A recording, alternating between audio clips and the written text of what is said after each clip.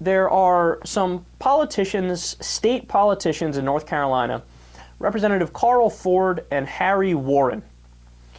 And there's also 9 other Republican representatives in North Carolina that had decided to go ahead and propose this interesting little bill that made national news.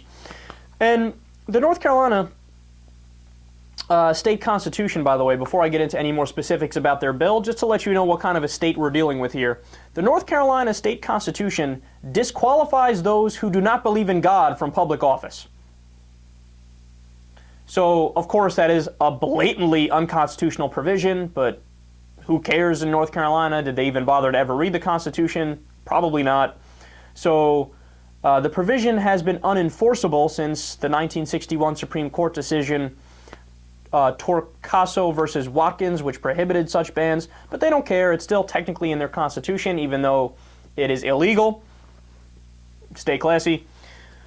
So, the bill that they proposed is to have an official state religion in North Carolina. Now, if you have any understanding of constitutional law, or if you took a politics or a government class in your life, or if you know anything about the First Amendment, you would realize that that is the most blatantly unconstitutional thing you can possibly do. So I'll give you some background on this. Here's the first sentence of the First Amendment. Congress shall make no law respecting an establishment of religion.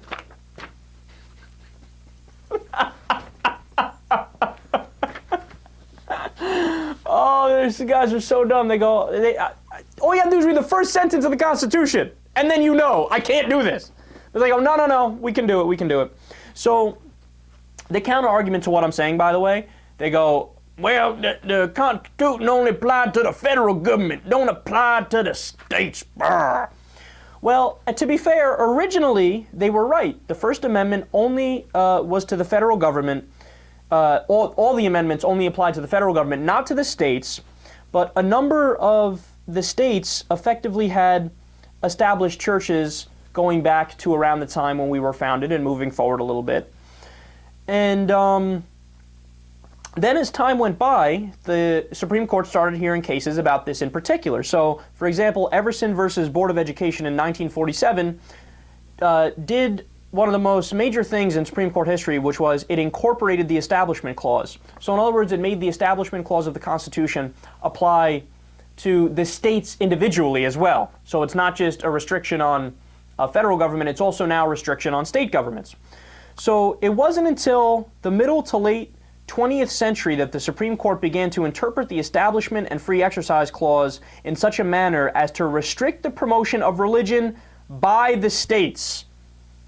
So in the case, Board of Education of Curious Joel Village School District versus Grummet, Justice David Souter wrote for the majority, and he concluded that, quote, government should not prefer one religion to another or religion to irreligion.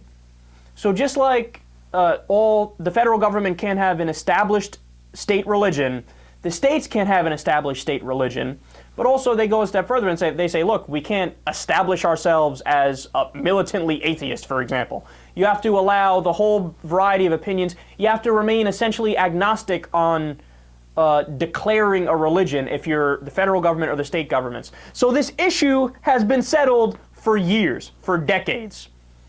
But do these people that are the state senators in North Carolina who are trying to pass these laws, did they bother to read case law and history of the Supreme Court before they decided to propose these bills?